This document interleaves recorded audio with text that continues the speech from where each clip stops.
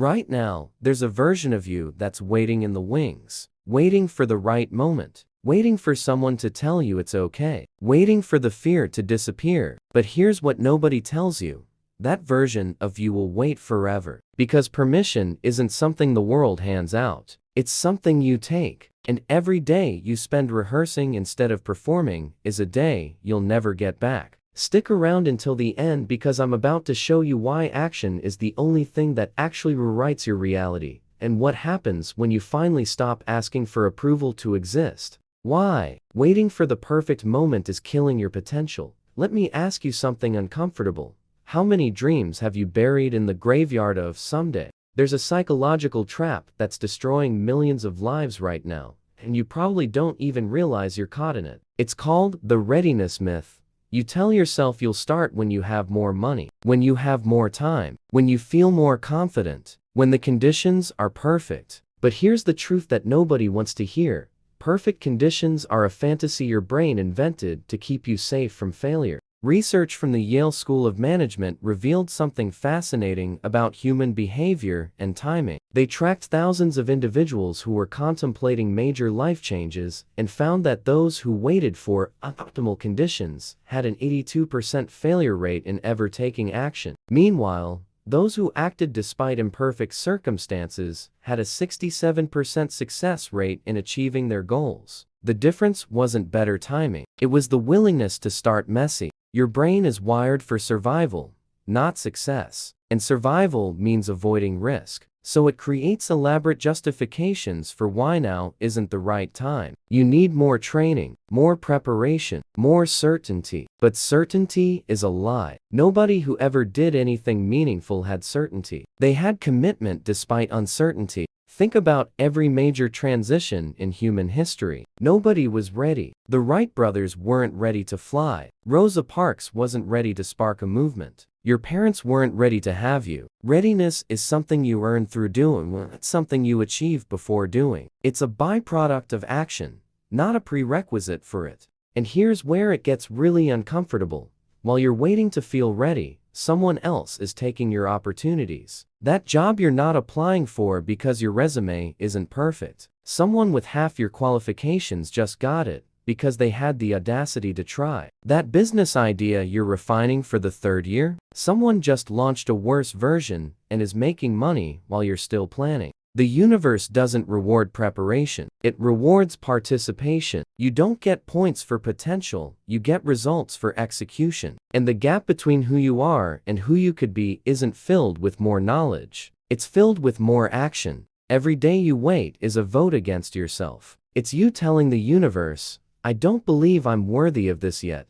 And the universe is listening. It's matching your energy. You're getting exactly what you're asking for, which is more waiting. Commitment. What would you start today if you knew you didn't need to be perfect to begin? Hit that like button and subscribe for more reality checks that actually change your life. What happens when you choose comfort over your truth? Here's the hard pill nobody wants to swallow. You're not protecting yourself by playing it safe. You're suffocating yourself slowly. There's a phenomenon psychologists call life shrinkage. And it's happening to you right now. Every time you choose comfort over authenticity, your world gets a little smaller. You stop expressing opinions that might create conflict. You abandon hobbies that people don't understand. You dim your personality to fit into spaces that were never meant for you. And you tell yourself it's compromise, when really, it's self-erasure. Dr. Kristen Neff at the University of Texas conducted groundbreaking research on self-compassion and authenticity. Her studies found that individuals who consistently suppress their true selves to maintain external harmony experience what she calls psychological fragmentation. Your nervous system literally registers the split between your authentic self and your performed self as a threat, triggering chronic stress responses. Your body knows you're lying, even when your conscious mind has bought the story.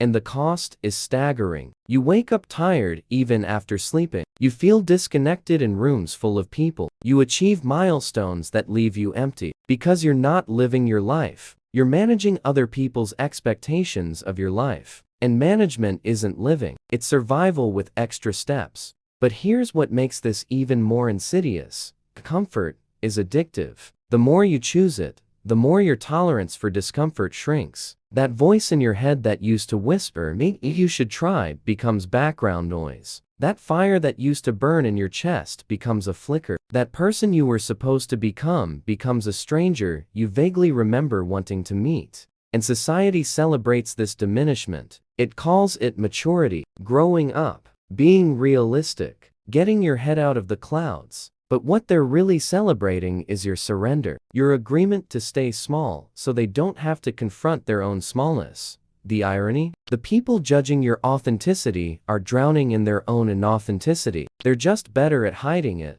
You think you're maintaining relationships by betraying yourself, but you're actually building connections on quicksand. When people love the version of you that isn't real, you end up lonely in company. You're surrounded by relationships where nobody actually knows you. And that's not connection. That's coordinated loneliness. The truth nobody tells you about comfort is that it's the most dangerous addiction because it doesn't look like one. It looks like wisdom. It feels like peace. But it's actually slow death. It's choosing to exist instead of live. And your soul knows the difference, even if your mind has rationalized it away. Every authentic impulse you suppress doesn't disappear. It goes underground. It becomes resentment, bitterness, that edge in your voice you can't explain, that dissatisfaction you can't pinpoint, that feeling that something crucial is missing even though objectively everything is fine. What's missing is you. The real you is buried under layers of other people's comfort.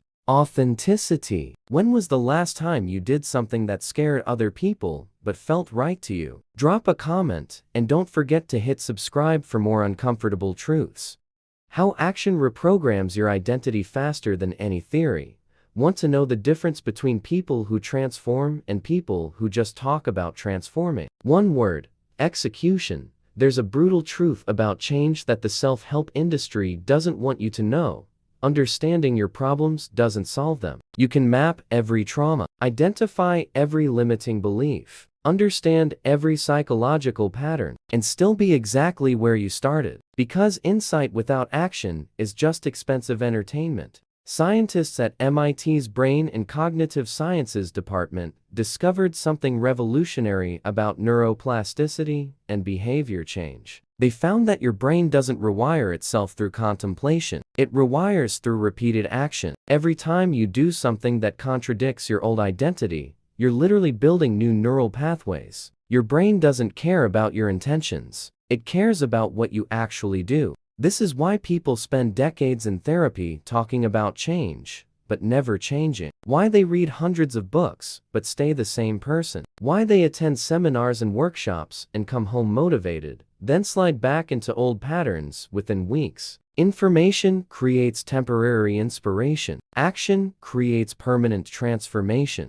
Think about learning to ride a bike. You didn't read about balance until you understood it intellectually. You got on the bike, fell, adjusted, fell again, adjusted again. The knowledge came through doing. Your muscles learned before your mind could explain it. That's how all real change works. Your identity shifts through action, not through analysis. But here's where most people get stuck. They're waiting to feel different before they act different. They want the confidence before the conversation, the courage before the leap, the certainty before the risk. But that's backwards. You don't think your way into a new way of acting. You act your way into a new way of thinking. Every action you take is a vote for the type of person you're becoming. Skip the gym? Vote for undisciplined. Speak your truth despite fear? Vote for courageous. Keep a promise to yourself? Vote for reliable. Your identity isn't what you believe about yourself. It's what you repeatedly do. And the most powerful actions are the ones nobody sees. Not the Instagram post about your goals. Not the announcement of your plans. The quiet, unglamorous, consistent choices you make when there's no audience. Waking up early when your body screams to sleep. Having the difficult conversation when avoidance would be easier. Doing the work when motivation is gone and only discipline remains. Those invisible actions? They're the real currency of transformation. Everything else is just performance. Here's what happens when you commit to action over analysis. You start collecting evidence about who you actually are, not who you wish you were, not who you theoretically could be, who you are when tested. And that evidence builds something unshakable. It builds self-trust, the kind that doesn't need external validation because it's rooted in proof. You become someone who doesn't just talk, someone who delivers, someone whose word to themselves means something. And when you trust yourself, everything changes. You stop seeking permission because you've proven to yourself that you can handle whatever comes. You've got data, you've got track record, you've got scars that prove you survived what you thought would destroy you. Action. What's one thing you know you need to do, but keep thinking about instead of doing? Like this video if you're ready to stop talking and start executing. What you lose when you keep trading your truth for approval. The most expensive thing you'll ever pay for isn't a house or a car. It's the price of living as someone you're not. Let's get ruthlessly honest about what's actually happening when you constantly shape-shift to fit other people's expectations. You think you're being flexible, diplomatic, mature, but what you're really doing is negotiating away pieces of yourself in exchange for temporary acceptance. And that acceptance? It's conditional. It only exists as long as you keep performing the version of you they approved. Harvard Medical School researchers conducted a longitudinal study tracking individuals who consistently prioritized external approval over internal alignment. The findings were stark. These individuals showed significantly higher rates of anxiety disorders, identity confusion, and what they termed existential exhaustion. Your psyche isn't built to sustain chronic self-betrayal. It starts breaking down. The symptoms show up as burnout, but the disease is inauthenticity. And here's the part that should terrify you. The people you're contorting yourself for don't actually respect the performance. They might accept it, they might benefit from it, but deep down, they sense the inauthenticity, and it breeds contempt, not connection. You're working so hard to be liked by people who will never truly respect someone who abandons themselves for approval. Meanwhile, the real relationships you could be having, the ones built on genuine recognition, never form. Because the real you is hidden. You're so busy being acceptable that you never risk being seen. And you can't be loved for who you are if nobody knows who that is. But here's where it gets interesting. The moment you stop performing is the moment you discover who actually belongs in your life. Some people will leave, and it will hurt,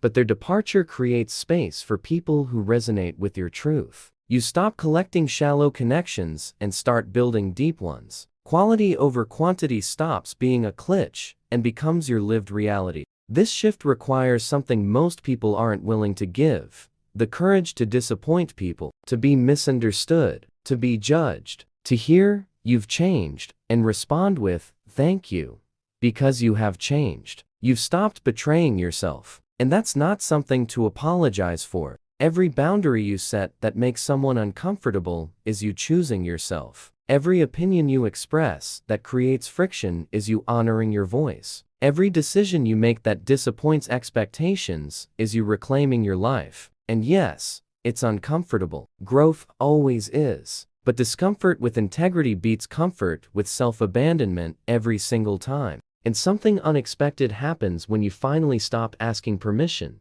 You become magnetic to the right people and repellent to the wrong ones. That's not a bug. That's the feature. You want to know what freedom actually feels like. It's not doing whatever you want without consequences. It's doing what aligns with your truth and accepting the consequences. It's sleeping at night because you didn't compromise your values today. It's looking in the mirror and recognizing the person staring back. It's the quiet confidence that comes from knowing that every version of you the world sees is real. So stop waiting for approval that will never feel like enough. Stop preparing for a perfect moment that doesn't exist. Stop asking the world for permission to be yourself. The only permission you need is the one you give yourself. And you give it through action, through choosing your truth over their comfort, through building a life that feels right instead of one that looks right. The life you're meant to live isn't on the other side of perfect conditions. It's on the other side of courageous action. Start today. Start messy. Start scared. But start real. Freedom. If you could live without fear of judgment, what would you do differently tomorrow? Share this video with someone who needs to hear this. Smash that like button if this resonated, and subscribe because we're just getting started dismantling the lies you've been sold. Disclaimer: This content is designed for educational and reflective purposes about personal development. It does not replace professional mental health support. If you're struggling with mental health challenges, please seek qualified professional help.